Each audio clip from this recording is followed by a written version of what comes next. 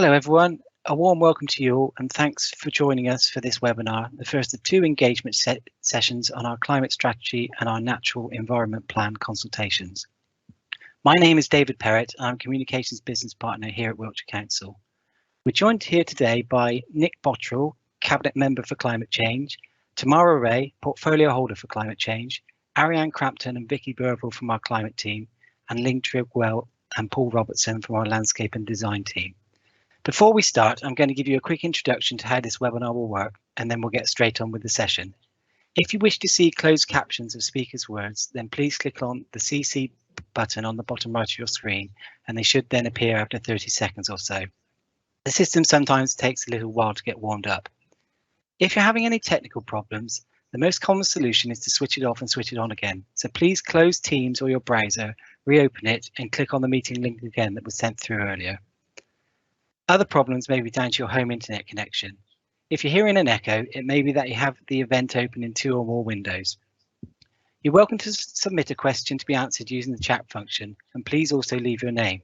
The presentations today are quite long, but our panel will verbally answer as many as they're able to, and we'll also provide written answers to any questions that we're not able to get to, and we'll add them to our website. Many of you also submitted questions before the event, and we'll aim to answer as many of those as we can today too. You should be able to see the slides on your screen, and over on the other side you should be able to see the Q&A panel. For some of you, it may be beneath your screen. You'll need to scroll down to see it. You may need to click on the icon of 2 overlapping speech bubbles to open this panel. We will also use this panel to make any announcement. Please note that this event is being recorded and will be published on YouTube, but only the speakers will be shown on the video. I'll now hand you over to Councillor Nick Bottrell, Cabinet Member for Climate Change.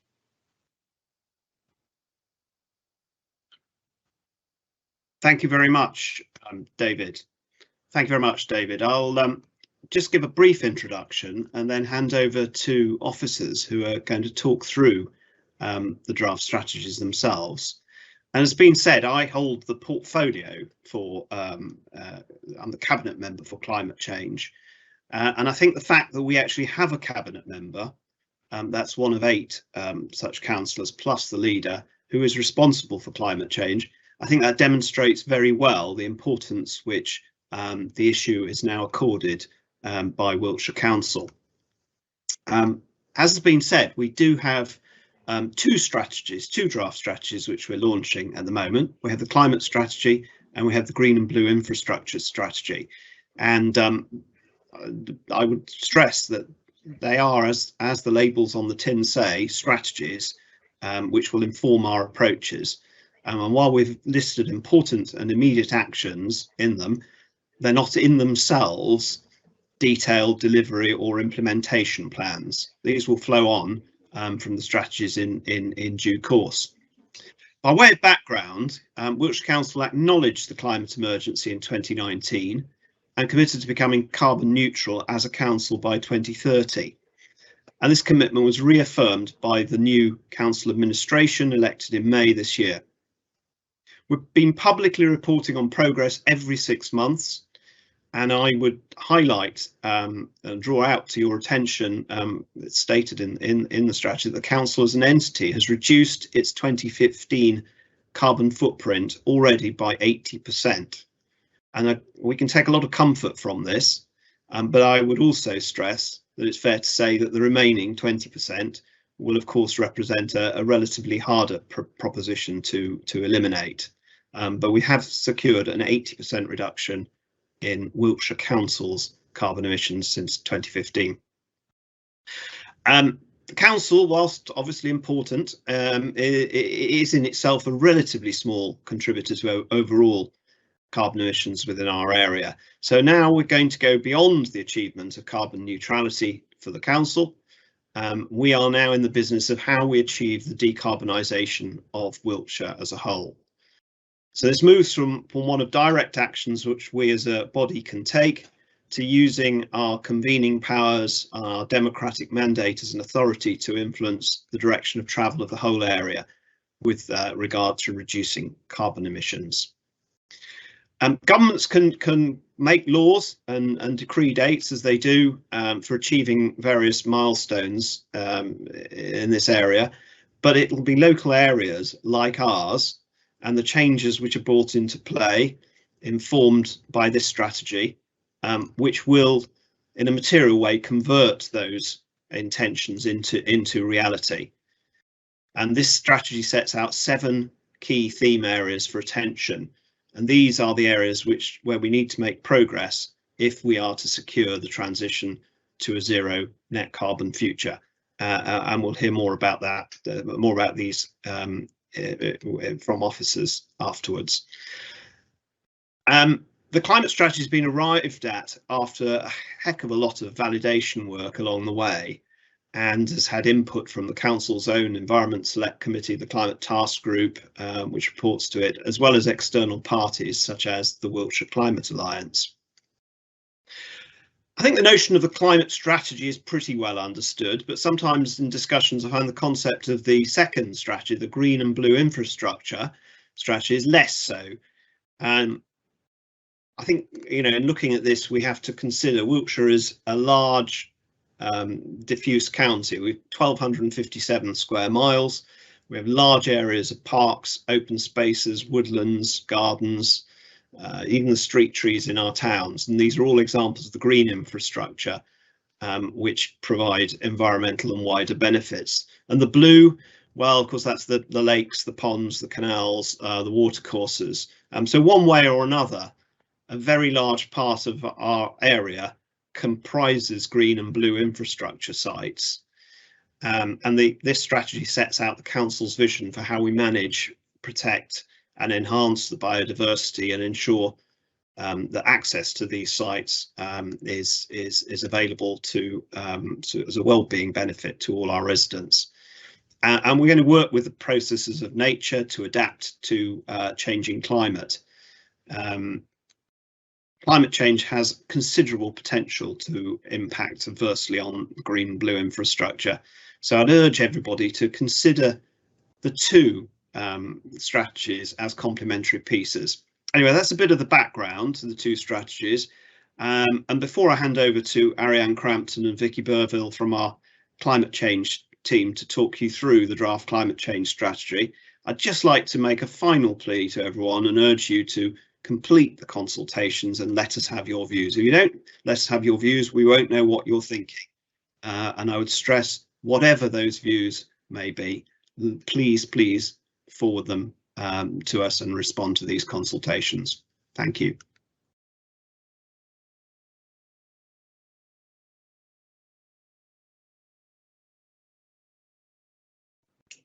Thank you, Nick. And I'm delighted to introduce myself. I'm the Head of Climate Programme at Wiltshire Council, and I'm going to talk you through our climate strategy together with my colleague Vicky Burville, who's the Senior Climate Officer.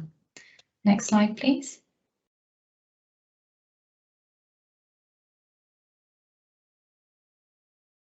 Next slide, please. Thank you. So in 2019, February 2019, the Council acknowledged a climate emergency, and we resolved to seek to make the county carbon neutral by 2030. And then shortly after that, we set ourselves a target to become carbon neutral as an organisation by 2030. So we've developed this new strategy, and really the purpose of it is to highlight what we can focus on in the next 5 years. But it also sets out a bit of context on policy and emissions data. We did prepare a much longer, more detailed document back in January, which was a climate change strategy discussion document, and that's still available on our website if you want to refer to that longer document. Next slide, please. So we've kept the document deliberately short, so it's not a long technical document. It's designed to be a good read and to encourage a lot of people to engage with it and to raise awareness of what the Council is doing and what others are doing. It's a high-level strategy, as Nick has said, and while it sets out objectives and areas of focus, it needs to remain flexible because the national policy context is changing very, very quickly, There are announcements expected in the next few weeks in the run-up to the Glasgow COP26, which is the UN Climate Summit. And as the UK is chairing it this year, we're expecting a lot of policy changes and government strategy to come out, which will shape what we can do locally. We do know that there are gaps in our understanding and that more work is going to need to be undertaken. So we will also commission what we need to and then develop detailed delivery plans as well. It's not a statutory document, but it is going to influence other key council strategies and plans. And it's worth pointing out the UK Climate Change Committee has worked out that local authorities can influence about a third of emissions in their area. So what we really need above all is public engagement and buy-in from partners, from other public sector partners, from businesses, from residents, because actually that's how we're going to be able to tackle the other 2/3. Next slide, please. So this slide just summarises what the council can actually do. What are our levers of influence? And you can see there at the top of the diagram, we've got stuff within our direct control, things like our street lights and our buildings, which we're taking action on now. We then move through the layers of things that we have less and less control over, things like what we procure. Then we've got, our role in regulation in terms of planning and licensing. We've got leadership and demonstration, partnerships, and then finally enabling and engaging, which is trying to get as many people on board as possible. Next slide, please. So in terms of where Wiltshire's carbon footprint is coming from, these are the government statistics which show that overwhelmingly our footprint is down to transport. So petrol and diesel vehicles are accounting for 45% of our carbon footprint in Wiltshire. Then we've got industry, commercial and agriculture making up to 29% and homes making up 26%. So our strategy needs to focus across the board on all those segments of the pie chart and also cross-cutting areas as well. Next slide, please. So we've divided up our strategy into 7 delivery themes, and I'm going to hand over to Vicky now, who's going to talk through the 7 themes and give you the overview. Hi there. So as you can see, we've got the 7 themes of our strategy. Transport, as you might expect, as we've just seen, it's one of the biggest areas of emissions. And then I'll go through these one by one just to give you a flavour of what's in the strategy. Can I have the next slide, please? So each delivery theme has a similar format. As you go through the strategy, you'll see objectives in each section. These are things we've identified that need to be done in Wiltshire to help us achieve our goals of carbon neutrality and resilience to climate change. So our evidence base is from engagement with stakeholders and now with the public as well, and also research, other strategies, national ones, international ones. So it's evidence-led. We've highlighted some areas of focus, which are things that again need to be happening in a little bit more detail, and we've highlighted ones that we know need to start immediately. And some of these are ones that Wiltshire Council can kind of just get on with and do because things are more in our direct control, but other ones we're going to need to work in partnership with others and use our influence, a bit like the diagram that Ariane showed, a bit like an onion. There are many different ways we can act. Next slide, please. So the transport section, as you might guess, it focuses on a system to enable us to get around, but having 0 carbon emissions. We're going to need to focus on public transport and also reducing the need to travel where we can, and active travel such as walking and cycling. We do hear a lot about electric vehicles, and that is going to be a big part of it as well, but it's not the only solution, but we're definitely working on that already. Next slide, please. Homes and the built environment is it's quite simple, and I think many of you might have questions about new builds being net zero. We definitely will need to be working on that. But of course, a lot of our existing buildings all of our existing buildings will need to be retrofitted as well. It's about improving energy efficiency and decreasing energy demand. So one of the first things we can do is look at insulating really well before we use any new technologies. That will come hopefully with support, because we know we haven't quite got all the resources identified yet. So along with our existing buildings, of course, in Wiltshire, we've got quite a lot of historic building stock, and that, as we know, presents quite a lot of challenges too. Next slide, please. Our next section is the natural environment, food and farming, and I won't go into this too much here because our natural environment plan, the green and blue infrastructure strategy, covers this. But obviously from the climate strategy point of view, a lot of it is about absorbing carbon from the atmosphere through trees, but also through soil, which is perhaps not as well known about. And it's about our food and farming systems, and we really want to support farmers and landowners and work with them, see where we can add value to what's already happening. Next slide, please. Our energy section is about renewables. We need to look at using more renewables, decarbonising our heat and electricity, but we also need to reduce the energy that we use overall, and that will allow us to then be able to depend on those renewables. So it does go together, and it's not one or the other. Next slide, please. Green economy, you might have heard that term. It covers the sectors that are growing. They're renewable energies, things like retrofitting homes, which I've mentioned, smart technology to enable all of these new ways of using energy to work well. Our economy, if you look at the graph below, the number of jobs in the green economy is projected to grow, as you can see on the graph. We also need the businesses in Wiltshire, organisations, businesses, to become carbon neutral and climate resilient as well. There's a lot of work going on this already, which we can learn from each other, and it's similar to the council itself working as its own organisation.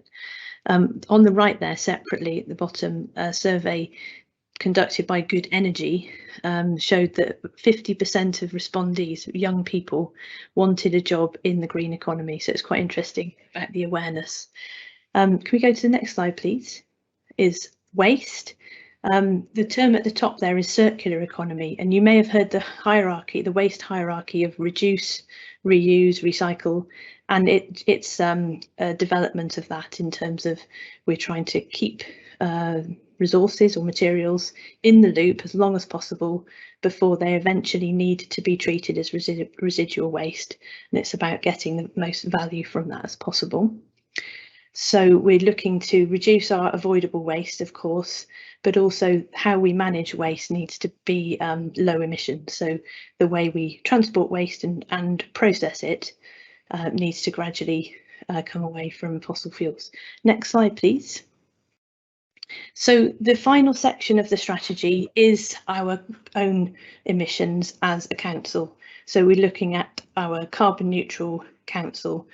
We also need to look at our resilience as well, of course. So this graph shows the reduction in our direct emissions, which Councillor Botterill mentioned earlier. So we have reduced quite a lot over the last few years, but the orange dotted line represents our journey to continue to net zero, and that can be the most difficult of all. Those are our direct emissions. We know we have wider indirect emissions through our supply chains and procurement and our outsourced services such as waste management. So we know we need to work on those, and we're working internally within the council to look at ways we can monitor and measure emissions from companies we work with. They're much harder to measure, but we know we have this influence which we need to work on. And it's also about providing leadership locally and nationally, sharing learning from others. Next slide, please. So taking the strategy forward, it's going to require, as we've seen a couple of times through the presentation, will require working with other organisations, businesses, residents, everyone in Wiltshire, those who live and work here, to achieve our goals. We have 6 monthly reports to Cabinet and Council, so it's important to mention that we're not waiting for our strategy to be adopted before we take action. We already report every 6 months to show what the council's already doing, things like committing to our council homes being built zero carbon where possible. We have our Global Warming and Climate Emergency Task Group, who are researching and supporting the progress ongoing. And we'll be setting up a new Climate and Environment Forum to support some of the objectives in the strategy. So the next steps, right now we're consulting until October the 17th. So we'd really like you to look at the strategies online, complete the survey for each one, and obviously share this message with people you know, and encourage them to have a look at it as well.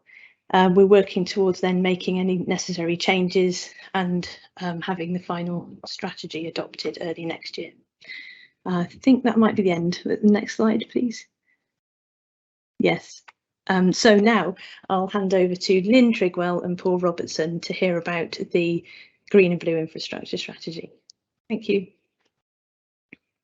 Thanks very much, Vicky. That's really given a really good flavour for what we're going to be talking about here. I'm Lynn Trigwell. I'm the Landscape and Design Manager for Wiltshire, and I'll be joined partway through the presentation with Paul Robertson, who has been supporting me on this this journey with this this green and blue infrastructure strategy. So next slide, please.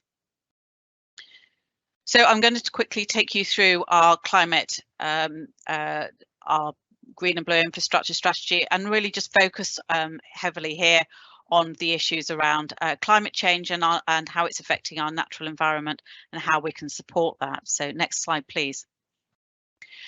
So as already been set out, the climate change is actually having a massive effect on our natural environment, and it's a bit of a which one comes first. The fact that we are actually changing our natural environment is actually affecting our carbon emissions and our ability to absorb the carbon that we are actually emitting.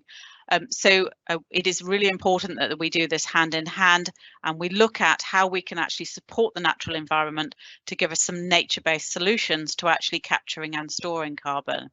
But it's also important that we support our natural environment to be able to adapt to and mitigate against those changes and the effects of climate change. So increased temperature, maybe wetter winters, drought during the summer, as our natural environment provides those automatic barriers and supports us as a community to be able to actually adapt as well.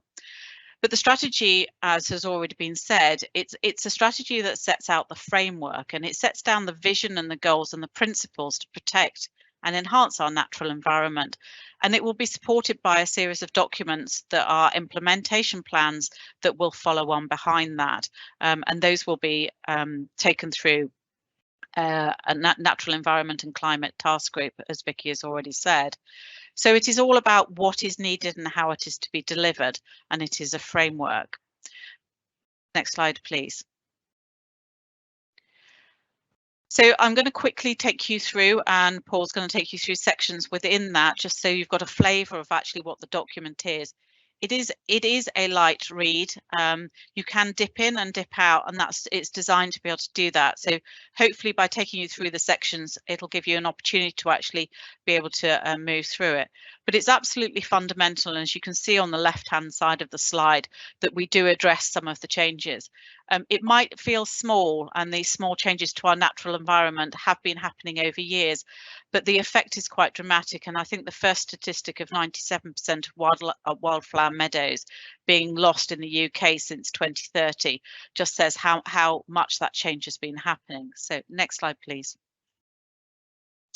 So the first section is all about the setting the scene. That'll give you the background about what it is and how did we develop this.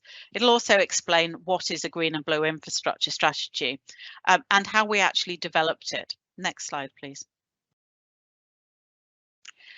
So there are various definitions, and this one, which is in the document in box 1.3, actually sets it down. And this is planning practice guidance on the natural environment.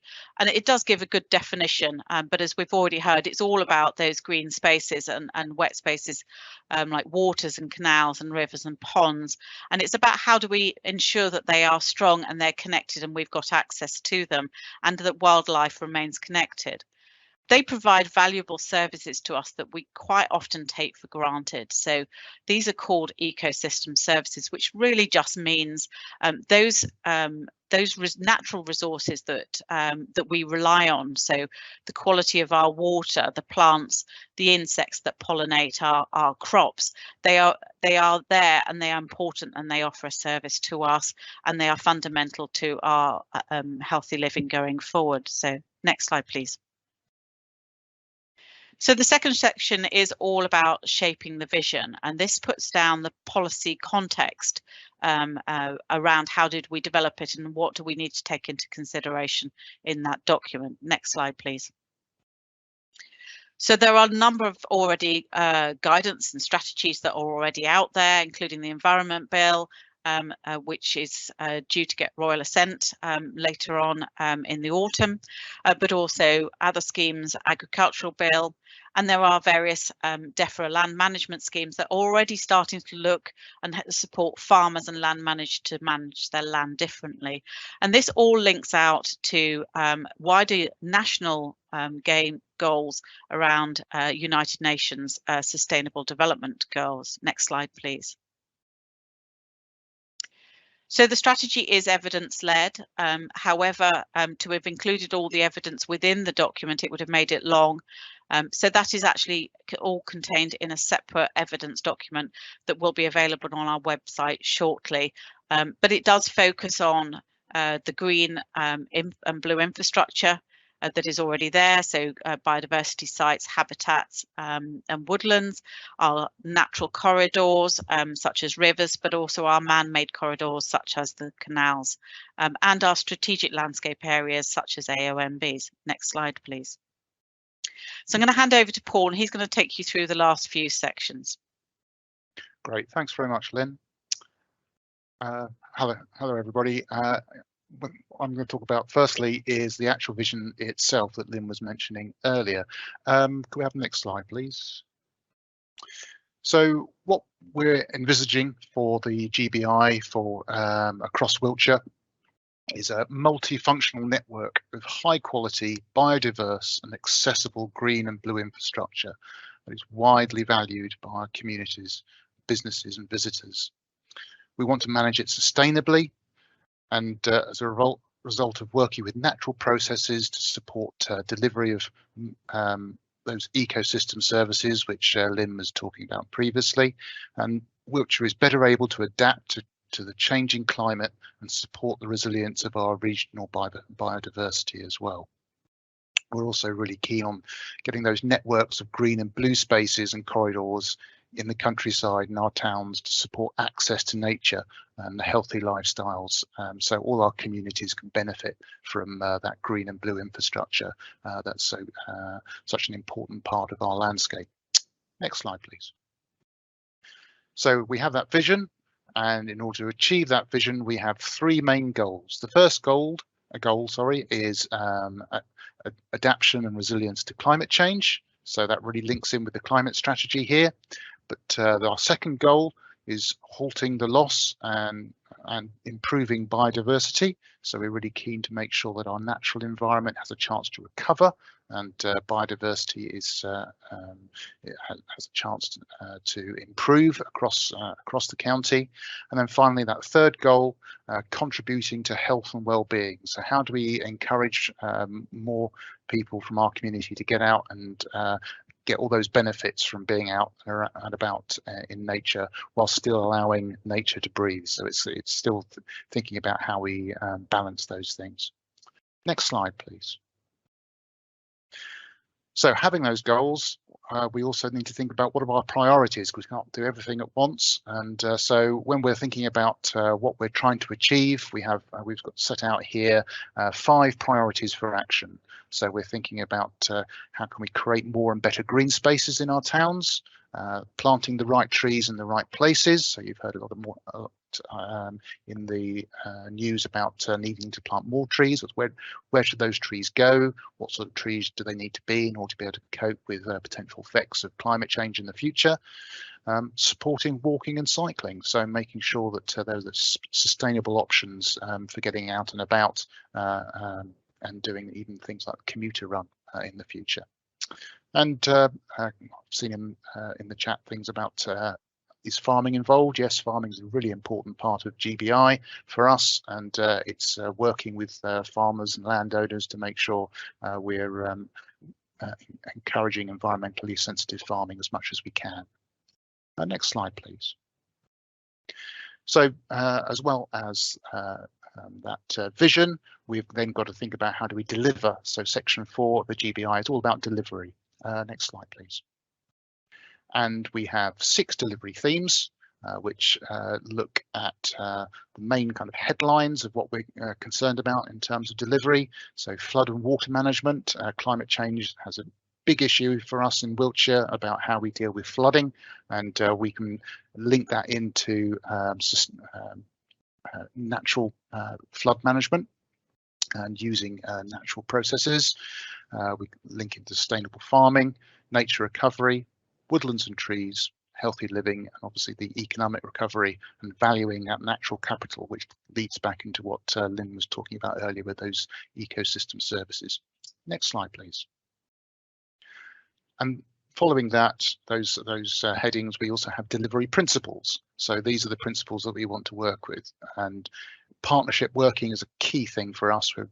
We're really keen to work with as many people as possible. Wiltshire Council, we can't do it all by ourselves, as Vicky was mentioning. Under the climate strategy, there are certain things we can influence as a council, but there's certain things that we have to work with other people in order to achieve that vision that we're all wanting to achieve through the GBI strategy.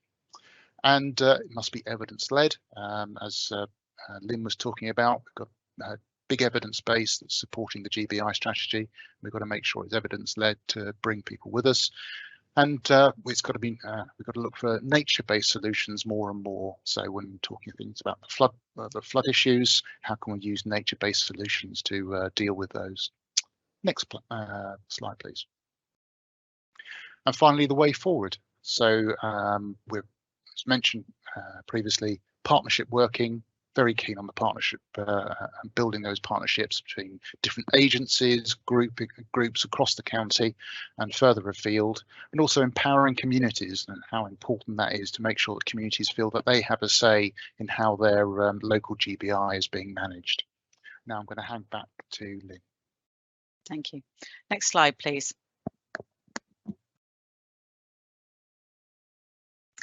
Okay, so just in summary, that's been a really quick sort of overview of the document. So hopefully you can see how it's set out and how it's been evolved and developed.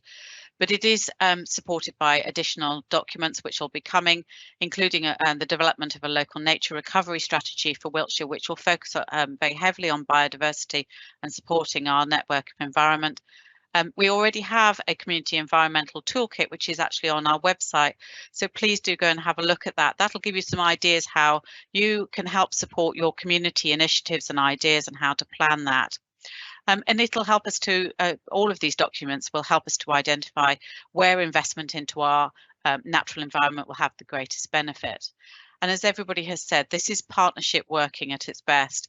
We need to work together to protect our natural environment and enhance it for the benefit of both people and nature. So please do engage with this. Next slide, please. So our details are there on the screen. So that's myself, Lynn Trigwell, and Paul Robertson, if you need to speak to us. Otherwise, the surveys are online. I'm now going to move on to Tamara Ray, who is the portfolio holder for climate change. Tamara.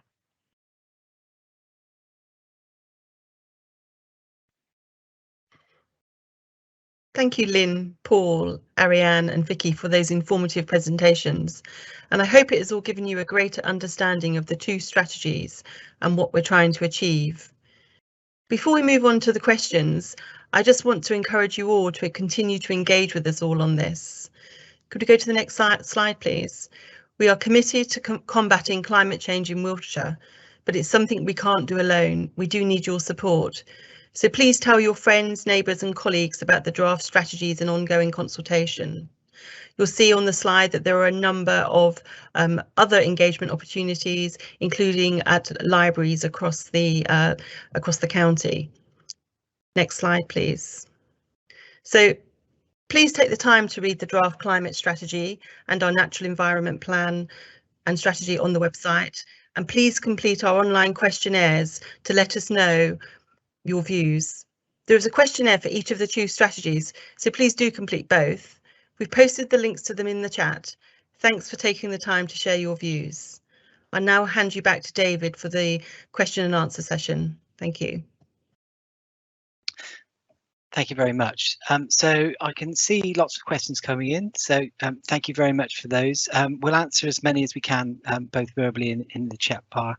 And if we don't get the opportunity to answer your question today, we'll also collate all of the questions raised and post written responses on our website. So starting with the first question, I'm going to ask Nick this one. It says, the question on homes is vague. As soon as possible is not good enough. The current standard of new homes on large developments is poor. All homes should be required to have renewable energy, water recycling and a high standard of insulation now. It will be brave to refuse planning permission on these grounds, but climate change cannot wait for the local plan process. Is Wiltshire prepared to lead the way and risk a pioneering stance? Thank you, David, for that question, and I have to say it's a very good one, and it's one that comes up an awful lot at these sorts of Q&As. The requirements that we can ask on when people are building new homes, whether that's a big developer or a smaller, just the odd new home here and there, are set out in our current local plan. And as such, the legal framework at the moment is that we can't make developers build to a higher standard than building regulations allow for. We are expecting imminent change in this area because the government is aware of the situation and that it's holding back. It's holding back the sort of building of better carbon footprint homes. So we are expecting that to change, and of course our local plan is under review at the moment for the next period, and that's expected to be completed by 2023, and we will be incorporating these changes and anything else we can do to raise the standards of homes that are built. So it's something we want to do. It's something we're trying to do as fast as we can do, but it is something that at the moment there are big areas where so the idea of just turning down the planning application, well, I'm afraid that wouldn't work because people would just simply go to appeal and the homes would still get built in the same way. So it wouldn't actually serve a purpose other than costing a lot more money because appeals are very expensive and things, and we would have to pay for them. So we will go as fast as we possibly can and the legislation allows, and we will push the boundaries very much where we can in this area. Thank you very much, Nick. So the next question is for Tamara. In the strategy document, it says Wiltshire Council will support the growth of businesses focused on sustainability and zero carbon innovation and attract new ones to invest in the county.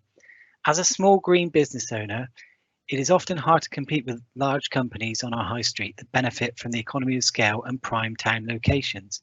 Will Wiltshire Council plan to encourage more small-scale green independent shops to start up in the county, as well as large-scale investors? If so, how does it plan to support the growth of green independence on our high streets?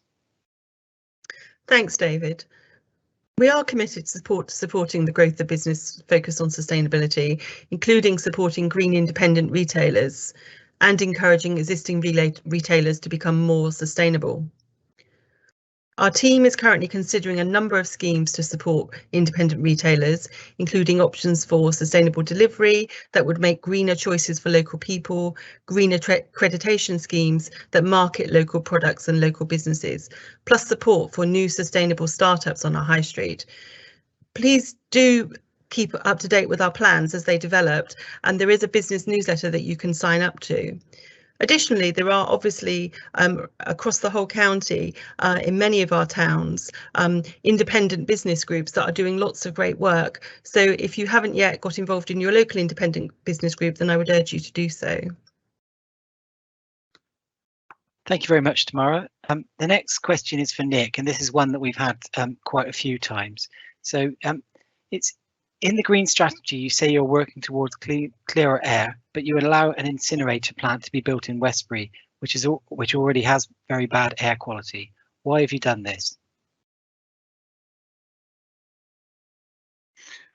Thanks, David. Well, there's a little bit similar theme to the first question I answered about what as a planning authority we're obliged to do and what regulations we have to consider. And legislation at the moment sets out that planning decisions must be taken in accordance with the development plan unless material considerations indicate otherwise. I think it's fair to say that we won't be talking about incinerators in the next 10 years, but at the moment we have a situation where you know, we have literally no alternative to approve this under the planning laws that exist. Actually, in terms of carbon emissions, this proposal does divert some 58,000 tonnes a year of carbon that would otherwise have been released from landfill if the waste had gone to landfill. But I fully accept the pollution aspects of it. I don't think it's as I say, something that will be happening in 10 years' time. So, you know, air quality is a consideration, but you know, that is regulated by the Environment Agency.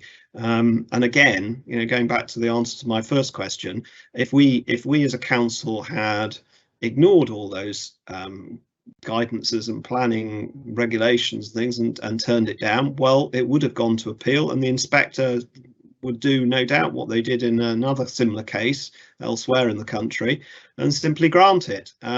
So absolutely nothing would have been achieved. But there we go. You know, I think there's a lot of misunderstanding about what can and can't be done under planning and the planning process. Thank you very much, Nick. And I've got another one for you here. It is not possible to pursue the proposed development of West Wiltshire and help prevent more damage to the climate and environment. Why are you doing this? Well, to meet the needs of Wiltshire's communities, we need to prepare a local plan that provides for new jobs and new homes, and we're legally obliged to do that. I mentioned that the local plan is currently under review. The process is expected to be completed by 2023. We do have a growing population and an ageing population. We have a housing crisis across the country, more acute in some areas than others. So we do have to, you know, this is about balancing out competing needs, and we need to make sure that as we go forward, new homes are built in the most carbon efficient way, and that, you know, that's the whole thrust of what they're doing, of what we're doing. So the aim is to get to zero carbon in new development in the future. This strategy is part, sets the scene for that, but it doesn't mean there'll be no emissions over the next few years, and we just need to get them as low as possible. That's the case, and we talk about net zero.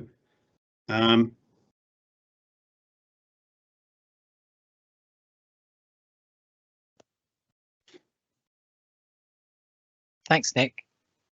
So the next question is for Tamara. How are you planning to tackle Wiltshire Council's Scope 3 or indirect emissions?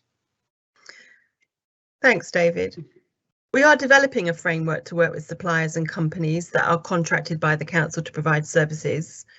And through our procurement processes, we'll be able to ask companies to share their data on direct emissions or carbon intensity of their product or service, which then becomes part of our Scope 3 indirect emissions. We have some areas such as energy use by schools and staff commuting that we do have some influence over, and we will be working to increase our measuring and monitoring of emissions while working with partners to try to reduce greenhouse gas emissions.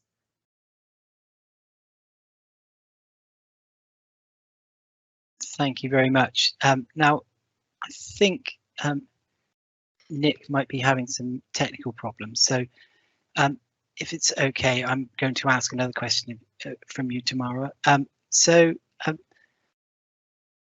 How can Wiltshire Council encourage households to shop more locally, thus reducing transport and ensuring money is spent within Wiltshire?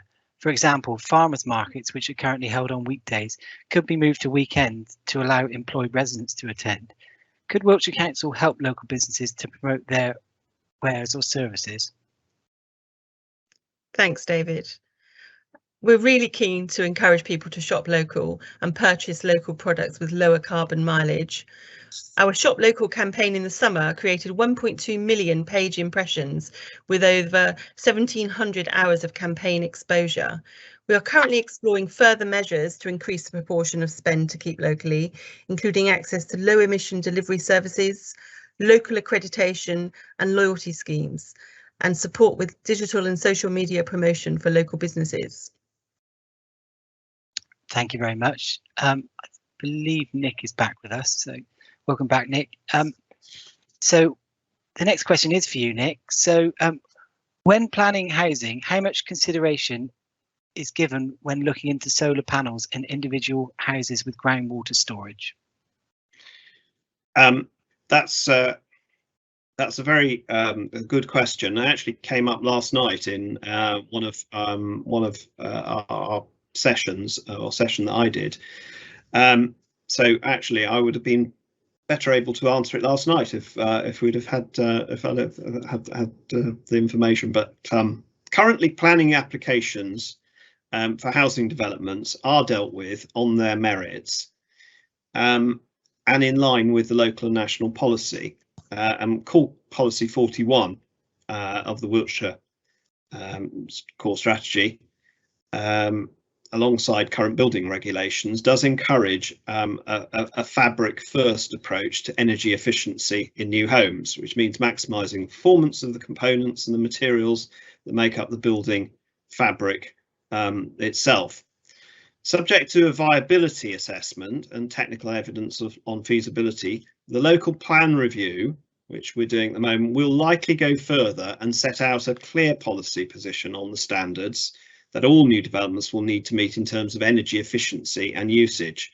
And this could include the installation of solar panels to provide enough renewable energy to meet the total anticipated energy use of things like heating and electrical appliances. Our drainage team already provides technical advice to applicants on groundwater issues based on information supplied by the Environment Agency. And saving water within planned developments can be achieved through policies to deliver rainwater harvesting, grey water recycling, sustainable drainage systems, and nature-based drainage solutions. And such measures are encouraged through national and existing local planning policies. And I would expect all of this area to become much more default as we go forward. You know, it's yet one of those again where the standards that we have to apply have not, you know, gone forward enough as quickly as we would like, and so we need to make sure that as we are able to start to insist on these things, that they are fully incorporated, and that's our intention. Thank you very much, Nick. And the next question's for you as well. I believe you touched on this in your intro, but it'd be good to reiterate this point. So the question is, why are there no concrete SMART goals in the climate change strategy? We need to be clear on how net zero will be achieved. And also, in 2 years, what specific changes would have been made to indicate success? Well, David, both strategies will be supported by implementation and delivery plans. And within those, there'll be key performance indicators, KPIs, that we will be able to report progress against. So we'll have absolutely measurable metrics to be able to update people as we go forward. And the first implementation plan will be our electric vehicle infrastructure plan. And that's going to be considered by Cabinet shortly. And from that, other delivery plans will follow. I would imagine there's going to be quite a glut of them. Thank you very much. Next one is for Tamara. Do you intend to suggest a roadmap to guide what a community and its public can do? Thanks, David. Working with partners, including the community and public, will be essential for us as we work towards our climate aims. And some ways this will need to be done are set out within the climate strategy. For example, within the built environment section, working with householders to help them understand and engage with retrofit measures is highlighted as an important immediate opportunity. And we will be looking to bring forward a group buying scheme for solar for residential homes quite shortly. In terms of a roadmap, we will be considering these opportunities within the delivery plans. Thank you very much. Moving to Nick. How will Wiltshire Council's climate and GBI strategies inform the selection of major strategic development sites? Goes back to that old chestnut, the local plan review, which I have referred to already in answering questions. So in preparing the local plan review and identifying the site allocations for proposed new development, we're already legally obliged to contribute to the mitigation of and the adaptation to climate change. The emerging climate and green and blue infrastructure strategies will help to inform the evidence that supports this local plan review. So even though we don't have some of the tools yet to achieve the ambitions, as we've said earlier, we are obliged to take into account climate change in all our considerations. So the site preferences and things will reflect that already, even if we actually can't implement some of the individual measures that we would like to. Thanks, Nick. And now I'm going to ask a question that we received this morning. So, Nick, will you include clean air zones as Bath is doing? It is much better for health. Well, I think our clean air zones cover areas that are affected by the strategic highway network, which is Highways England will or controls, and therefore it's not possible to put restrictions in on those sorts of roads. But you know, clean air zones are you know, looking at the emissions of toxic gases, the NOxes and things like that. And whilst there is obviously clearly an overlap with carbon emissions, this is about pollutants causing ill health and wanting to obviously avoid that, and there has to be a joined up approach to this. I'm afraid the Bath proposal is not a particularly, well, from a Wiltshire perspective, is not a terribly sensible one, because all it does is just simply pushes the problem away from Bath and pushes it into places like Bradford upon Avon, which already suffers from the nature of it being in the river valley with steep sides and things. It's already a pollution trap. So it's full of unintended consequences. This sort of gender. Far better to decarbonise traffic, which will mean that there won't be poor air quality, and there won't be any carbon emissions either. So that is the future. Yes, of course we've got to try and, in the meantime, improve air quality, but it has to be done in a joined up way, and it has to be done with notwithstanding the restrictions placed on us by bodies like Highways England. Thank you very much. So we've got 5 minutes left, so we'll just ask a couple more questions before we finish up. So the next one is again for Nick. There is a lack of ambition to include sustainable timber production within the plans. Trees are only discussed in the context of either carbon or biodiversity, but the co-benefits are missed, whereas sustainably managed woodlands provides more ecosystem services than any other habitat. I also point out that carbon sequestration figure for Wiltshire appears to only account if native trees are used, whereas if the entire county were planted using fast-growing timber species that were then used to build homes, it would absorb double the current emissions.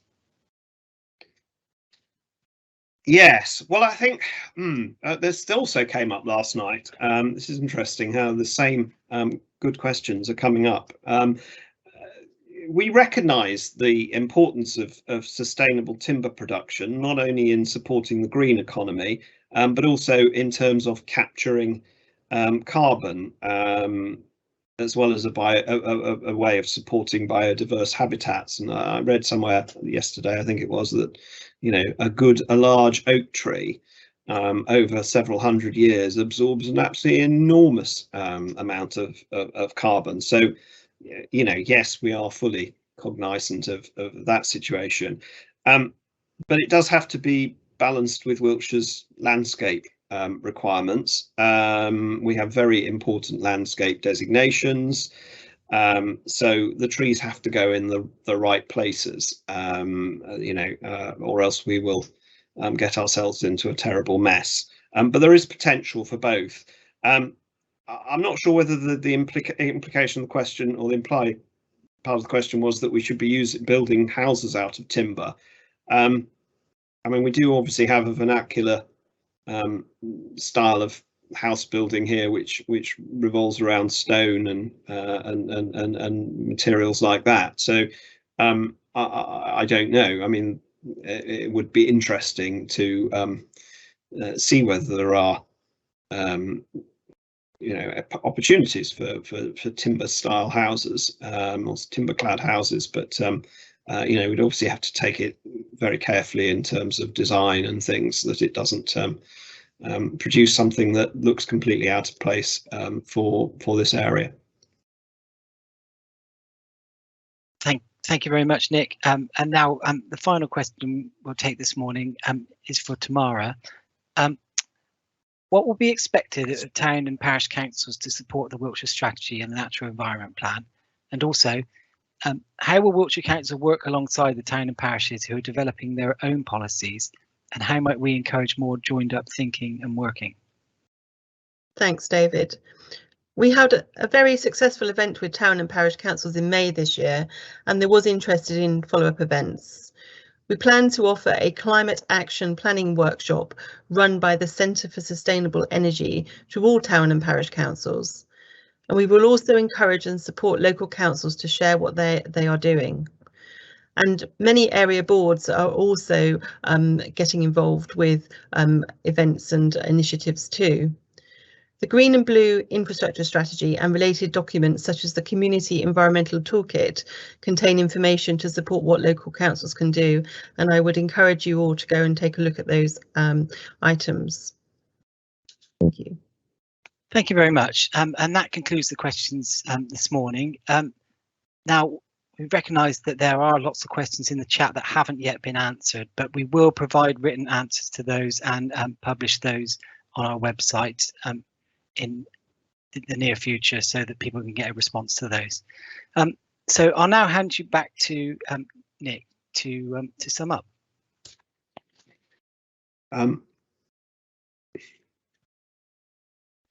Thank you. Well, I hope people listening in have learnt something more about Wiltshire Council's strategies and our ambitions, and had some answers to some of the questions that they maybe also have been thinking about. Look, I go back to my original point that I signed off with. You know, please complete the consultations, because that's the way that your voice will be heard on this very important subject. So I think that's all I would like to say, and thank you very much for attending.